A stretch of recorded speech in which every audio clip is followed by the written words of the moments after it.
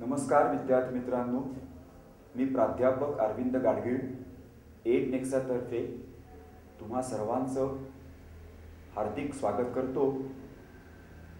या आपल्या पुढच्या मुलाखतीद्वारे आपण MST CET या परीक्षेमध्ये ज्यांनी उज्ज्वल यश संपादन केलेलं आहे त्या मुलांच्या काही मुलाखती किंवा त्यांचे अनुभव आपण प्रत्यक्ष त्यांच्याकडूनच ऐकण्यासाठी इथं उपस्थित आहोत।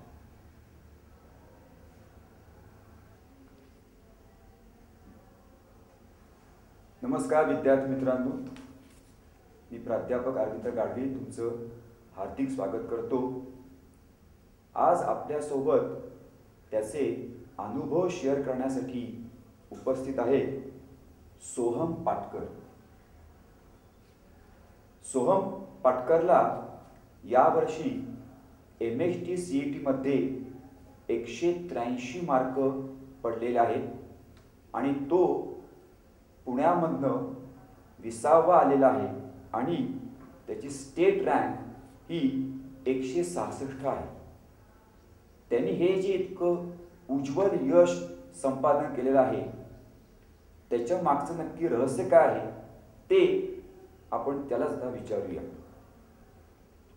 सोहम, वेलकम। तुला मी प्रथम असा प्रश्न विचारू इच्छितो की जेव्हा तू 12वीला गेलास तेव्हा तू असं काही ठरवलं होतंस का की मला CET या परीक्षेमध्ये मला इतकं मार्क पाडायचेच आहेत किंवा असं मी करणारच आहे, तेव्हा तू काय ठरवलं होतंस 12वीच्या सुरुवातीच्या दिवसामध्ये? ॲक्च्युली 12वीच्या सुरुवातीच्या दिवसामध्ये असं काही ठरवलं नव्हतं की फार एम करायचा 180+ 190+साठी। I was aiming pretty practical की 160पर्यंत वगैरे जायचं, 170पर्यंत जायचं। पण हळूहळू जसं जसं परीक्षा देत गेलं तसं तसं कळत गेलं की जास्ती पडू शकते, तेव्हा मी तसाच अभ्यास करत गेलो आणि तुला हे यश मिळालं। तुला मी असं विचारतो सोहम की बऱ्याच मुलांचं असं असतं की CETचा अभ्यास आपण 12वीची झाल्यानंतर परीक्षा आपण सुरू करू, तर तू CETचा अभ्यास कधी सुरू केलास? आणि जेव्हा 12वीची जे आपलं होतं वर्ष सुरू जूनपासनं तेव्हा सुरू केला अभ्यास का कधी सुरू केलास अभ्यास? नाही, मी 12वीचा असंच फार अभ्यास केलाच नाही, कारण की 12वी हे फक्त मार्कलिस्टपर्यंत असतं असं ॲटलिस्ट मी विचारतोय 12वी CETचा अभ्यास तू कधी मग सुरू केलास? मी CETचा अभ्यास सुरुवातीपासून सुरू केला होता। इव्हन 11वीमध्ये पण मी थोडाफार केला होता अभ्यास CETचा आणि 12थपासून तर मी प्रॉपर सुरू केला। 12वीचा अभ्यास मी प्रिलिम्स म्हणजे डिसेंबर वगैरे परतपासून सुरू केलेला फार, कारण की शेवटी CETवर सगळं अवलंबून असतं त्यामुळे। सो जूनपासून सुरू केलं मी CETचा अभ्यास, सो 12वीचा एवढा केला नाही। आमच्या 12वीच्या बऱ्याच मुलांचा थोडासा असा गैरसमज असतो की 12वी तुमचं थेअरीचा पोर्शन आहे त्याला विशेष काही महत्त्व देत नाहीत ते, तुझं याबद्दल काय मत आहे?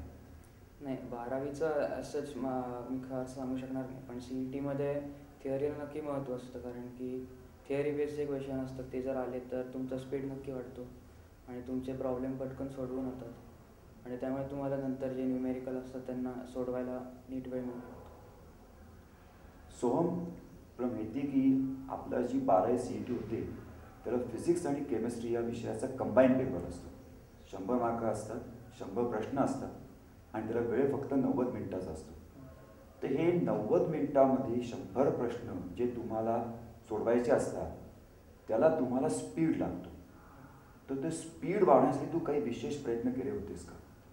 स्पीड वाढवण्यासाठी तर तुम्हाला प्रॅक्टिसची गरज आहे आणि मी जसं म्हणलं तसं तुमची थिअरी पण नक्की पक्की पाहिजे, त्याशिवाय तुमचा स्पीड नक्कीच वाढणार नाही, कारण की थिअरीचे प्रश्न असतात ते जर तुम्हाला येत असतील तर लगेच सोडवता येतात आणि मग न्यूमेरिकलला वेळ देतात, पण शेवटी तुमचे जे टीचर्स असतील ते तुम्हाला मार्गदर्शन करतील या बाबतीत, पण स्वतःचे काही तुम्हाला ट्रिक्स डिवाईस करता येत असतील तर नक्की करावेत या बाबतीत। म्हणजे हे तुला सुद्धा मान्य आहे की तुम्हाला जर CETमध्ये जर उज्ज्वल यश संपादन करायचं असेल विद्यार्थी मित्रांनो, तर तुमचा 12वीचा पोर्शन आहे जो सिलेबस आहे तो तुमचा थरली प्रिपेअर असलाच पाहिजे. दॅट इज द फाउंडेशन, आपण असं म्हणू शकतो. सोहम, बऱ्याच 12वीच्या मुलांचा थोडासा असा एक समज असतो की फिजिक्स हा विषय त्यांना खरोखर अवघड वाटतो. म्हणजे इन द सेन्स कसं होतं की ॲज कम्पेअर टू अदर 2 विषय केमिस्ट्री आणि मॅथ्स, मुलांना फिजिक्समध्ये मार्क कमी पडतात. तर तुझं याबद्दल काय मत आहे? किंवा फिजिक्स या विषयाचा मुलांनी कसा अभ्यास केला पाहिजे, तू त्या मित्रांना काय सांगशील? समज असंच नाही आहे, ॲक्च्युली ते बरोबरच आहे. कारण की फिजिक्स थोडासा असतंच अवघड, आणि फिजिक्सच्या पेपरला जर आपण एक्झॅक्टली म्हणलं की 45 मिनटं द्यावी तर तशी देता येत नाही. तर आपल्याला नक्कीच जास्त वेळ द्यावा लागतो, एक ॲटलिस्ट 5-10 मिनटं तरी. पण फिजिक्सचा जर नीट अभ्यास केला थिअरीचा आणि न्यूमेरिकल जर रेग्युलरली सोडवले तर मग मार्क पडायला खरं तर हरकत नाही आहे. ज्यांना अवघड होतं त्यांनी हा समज काढून टाकावा की हे अवघड असतं, कारण शेवटी आपल्याला हे दिलं आहे सिलेबसमध्ये, त्यामुळे ते आपल्याला येणारच आहे, म्हणूनच दिलं. जेव्हा तुमची CETची एक्झाम होती आत्ता मेमध्ये, तर त्याच्या आधी तू काही सराव पेपर सोडले असतील. हो. तर त्याच्याबद्दल तुझं काय मत आहे? हे किती आवश्यक आहे की एक वेळ लावून, वेळ ठरवून फिजिक्स केमिस्ट्री याचे कंबाईन, मॅथ्सचा वेगळा, असे तू सराव पेपर्स किती सॉल्व केले किंवा तुला याचा किती फायदा झाला? नाही, सराव पेपर तर मी ऑलमोस्ट आठवड्यातून 3 वगैरे सोडवले होते, आणि याचा फायदा नक्कीच होतो. कारण की आपल्याला जर त्याच्यामध्ये काय चुका झाल्यात हे कळालं तर आपण त्या पुढच्या पेपरमध्ये दुरुस्त करू शकतो. असं करत करत आपण शेवटी CETच्या पेपरसाठी नीट तयार होऊ शकतो. आणि सराव हे स्पीड वाढवण्यासाठी पण नक्कीच आवश्यक आहे, कारण की CET हे जेवढं नॉलेजबद्दल आहे तेवढं स्पीडच्या बाबतीत पण आहे. त्यामुळे सराव पेपर हे ॲब्सोल्युटली नेसेसरीच आहे. तुला ऑनलाईन एज्युकेशनबद्दल कितपत माहिती आहे किंवा तुझा वापर केला होतास का 11वी-12वीमध्ये कधी? 11वीत नव्हता केला, पण 12वीत मी ऑनलाईन एज्युकेशनचा वापर केला होता. मी काही वेबिनारही बघितले होते, आणि ऑनलाईन पेपर तर मी खूप रेग्युलरली सोडवले, आणि त्याचा खूप नक्कीच फायदा होतो. कारण की आपल्याला हवं तेव्हा सोडवता येतात, आणि रिझल्ट लगेच येतात, आणि ते तुम्हाला त्याचं सोल्युशन देतात. आणि इवन इफ तुम्हाला सोल्युशन पटलं नाही किंवा कळलं नाही तर तुम्हाला लगेच विचारता येतं आणि त्यांचं उत्तरही येतं. सो ऑनलाईन एज्युकेशनचा नक्की फायदा होतो. तुझं असं मत आहे ही आमची जी ऑनलाईन जी आहे कंपनी एडनेक्सा, त्याला नक्की फायदा होऊ शकतो विद्यार्थी मित्रांना आपल्या? हो, नक्कीच होऊ शकतो. मी स्वतः वापरले. सोहम, तुला आता काही काही विषयामध्ये जे थोडे कमी मार्क पडलेत आउट ऑफ, तर तुला असं काय वाटतं कुठं तुम्ही कमी पडला असाल की ज्यामुळे तुला आउट ऑफ मार्क पडू शकले नाही? तुला असं काय वाटतं आता? आता नक्कीच तू कुठं थोडंसं कमी पडलायस?